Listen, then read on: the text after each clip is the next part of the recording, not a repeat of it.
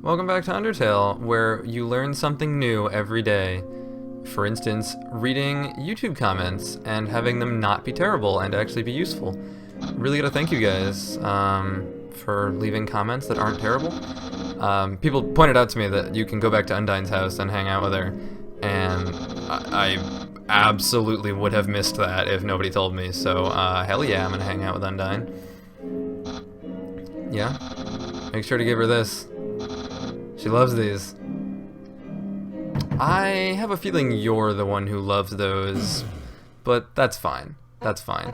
More time I get to spend with Papyrus is more time that I want to be spending with Papyrus. That's not exactly what I meant to say, but yeah, I'm the friend. I don't think we've... That face. I don't think I can make my face do that. Why don't you two come in?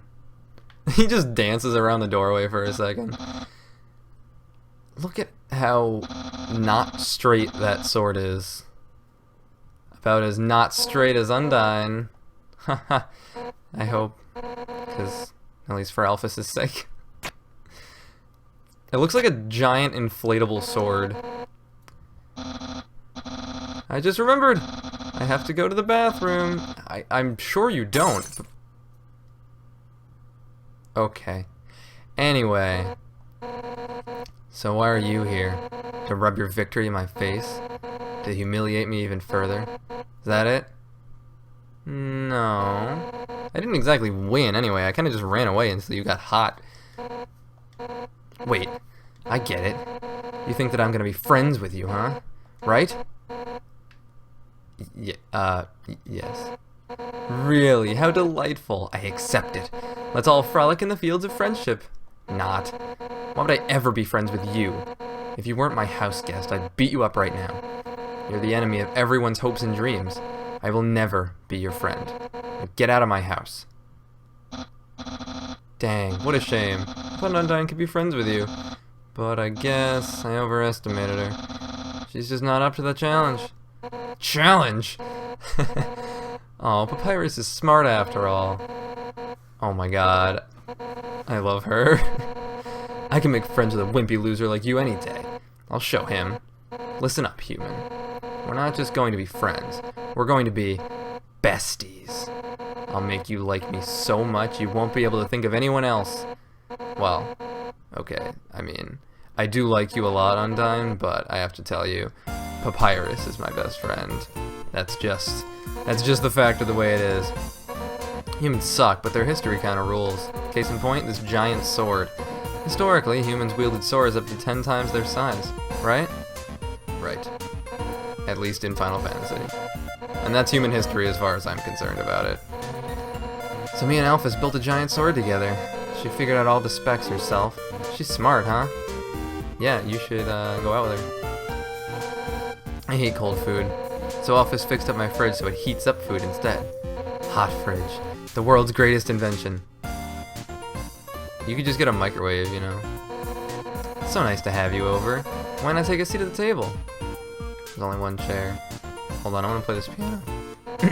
You don't have a stool for your piano, but I'm short enough that it doesn't matter. All he did was lie seductively on the piano and fed himself grapes. I don't really like that guy. But I admire his lifestyle. I have no idea who you're talking about. In the sink is a teacup in the shape of a fish. That's adorable. And also kind of weird, because it'd be like me having a teacup in the shape of a human. No, wait, I want to check out everything first. This oven is some top-of-the-line MTT thing, but, you know, as much as technology advances, nothing beats food home-cooked with fire magic. There's a silverware jar. It has forks, spoons, knives, tiny swords, axes, spears, nunchucks. You want to see my room? Too bad. No nerds allowed. Well, maybe some nerds. She means Alphys. Comfortable? I'll get you something to drink. Something very hot, I guess. Luckily, hot drinks are actually my favorite. Well, okay, just tea. What would you like? Where did you even get that spear? Don't get up! You're the guest. Sit down and enjoy yourself. Why not just point to what you want? You can use the spear. Sugar goes in tea. Wait, just sugar? Soda, hot chocolate, tea. The blatantly correct choice. Okay, I want the sword. Believe me, I would gladly give you your fill of swords. If you weren't my beloved house guest. The tea. Tea, huh? Coming right up. I love tea, I really do. I drink tea every single day. And on days when I don't drink tea, I don't dream. Okay, no, that's not true. But yeah, I don't know, for some reason I actually I don't tend to have dreams when I don't drink caffeine, and I think it's because my brain is just not active. Like, I actually need caffeine to survive. Even when I was off of it for like months at a time, I still is that gonna stay on the table? Isn't it kind of just gonna slide right down to the... No, never mind, whatever. It's not that hot, just drink it already. It's burning. But other than that, it's pretty good. It's pretty good, right? Well, the narration told me it was pretty good, so yes. I would have to conclude that it is. Hey, you know, it's kind of strange you chose that tea. Golden flower tea. That's Asgore's favorite kind. Actually, now that I think about it, you kind of remind me of him. You're both total weenies. Sort of. Huh. Maybe Asgore is a human who, like, attained monsters' souls. Right? Because that's what they said, like, if a human took monsters' souls, they'd be strong enough to break the barrier or whatever. I couldn't land a single blow on him. And worse, the whole time he refused to fight back. I was so humiliated. Afterwards, he apologized and said something goofy. Excuse me, do you want to know how to beat me? I said yes, and from then on, he trained me. One day during practice, I finally knocked him down. I felt bad, but he was beaming. I had never seen someone more proud to get their butt kicked. Anyway, long story short, he kept training me, and now I'm the head of the Royal Guard. So I'm the one who gets to train dorks to fight. Like, Papyrus. I'm expecting him to show up, but he didn't. Damn. But, to be honest, I don't know if I can ever let Papyrus into the Royal Guard. Don't tell him I said that. He's just...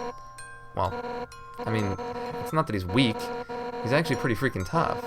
It's just that he's too innocent and nice. I mean, look, he was supposed to capture you, and he ended up being friends with you instead. I could never send him into battle. He'd get ripped into little smiling shreds. That's part of why I started teaching him how to cook, you know?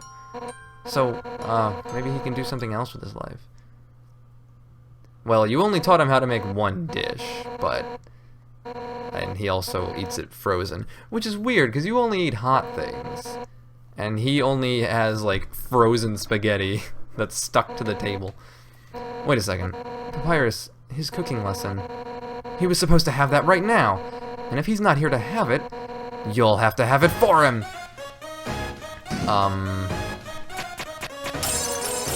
Sure. Nothing has brought Papyrus and I closer than cooking, which means that if I give you his lesson, we'll become closer than you can ever imagine. I mean, if you say so. I'm gonna be friends with you if it kills me, and it might.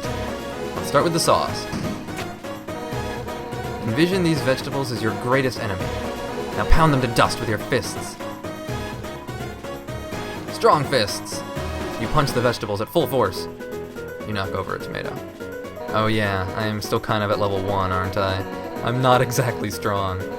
It's really interesting that Dreamer is also a pacifist, and probably a human from the sounds of it. Well, maybe not, but I really like that he is also a pacifist. I wonder if that would change if I wasn't a pacifist.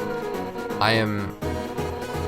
For a while, I was not excited to replay this with a, genocide run, because I felt so bad. I was like, I can't fight these guys. Oh, yes, fiercely. Everything fiercely. You throw everything into the pot as hard as you can, including the box. It clanks against the empty bottom. Yeah, I'm into it. But, you know, when I was first doing this, I was like, there's no way I can kill these guys, because it's going to be horrible. Like, they're not that strong. If I was actually leveling up, I'd be too, like, sad. But what I found out is that if you do a genocide run, the monsters actually, like, go full force and want to fight you back, because, you know, you're killing their friends, and they can fend for themselves. So I'm super excited about it. And there's also a lot of story stuff that that you don't find out unless you do genocide. So we're gonna try it. Hold right to turn up the heat. All the way round and round. Is this really how you're teaching Papyrus to cook? Sure, let's just burn your house down. I'm into it. If you're into it, I'm into it. Why does your stove even go that hot?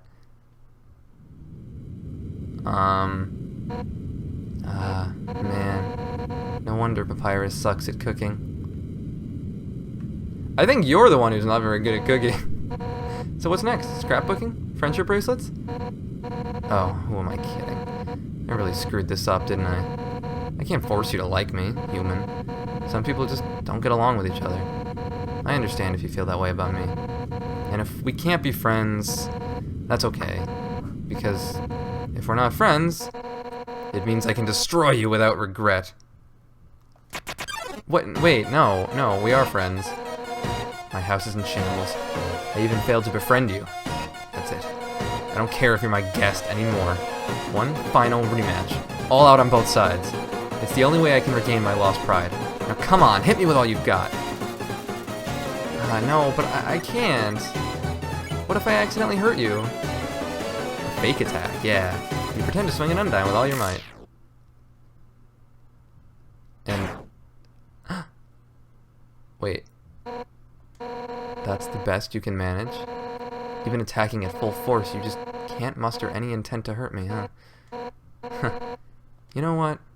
I don't actually want to hurt you either. At first I hated your stupid saccharine shtick, but the way you hit me right now, it reminded me of someone I used to train with. Now I know you aren't just some wimpy loser.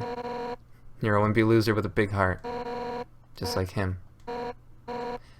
Listen, human, it seems that you and Asgore are fated to fight, but knowing him, he probably doesn't want to. Talk to him. I'm sure you can persuade him to let you go home. Eventually some mean human will fall down here and I'll take their soul instead. That makes sense, right? Oh, and if you do hurt Asgore, I'll take the human souls, cross the barrier, and beat the hell out of you. That's what friends are for, right? Let's get the hell out of this flaming house. Oh, she's my friend after all. We'll have to hang out again another time. But, somewhere else, I guess. In the meantime, I guess I'll go hang with Papyrus, so if you need me, drop by Snowdin, okay? Oh, and if you ever need help, just give Papyrus a ring, okay? Since we're in the same spot, I'll be able to talk too. Well, see you later, punk. Do you not have a cell phone? Yeah, I guess you wouldn't have a cell phone. Your house is crying. Sounds like only fire lives here now. Anyway, that was a good time. Let's call her up on the phone. Papyrus and Undyne. They just live together now because our house burned down. Hey, we should go visit Undyne. I'm right here. I love when a plan comes together. Oh man. Alright, well, I don't actually remember which way I was going. I think I have to go down here and take the boat back. No, wait. Shit. There's a boat. I might as well just stop here because I don't even remember where I was in Hotland. But, oh yeah, here's the boat. Yeah. And the boat has a cat face. Then we're off. To Hotland! Even though it's the other way, actually. I feel like the boat didn't do this last time. Tra-la-la. Temmie Village. The room before the darkening lantern room. Oh, that was the hint, I guess, to tell me where Temmie Village was. Too late, though! Anyway. Now that I'm back in Hotland, I'll get back to wherever the hell I was off camera, and next time we will continue the story, having made a new friend, which is way more important than story progression, to be honest. See ya!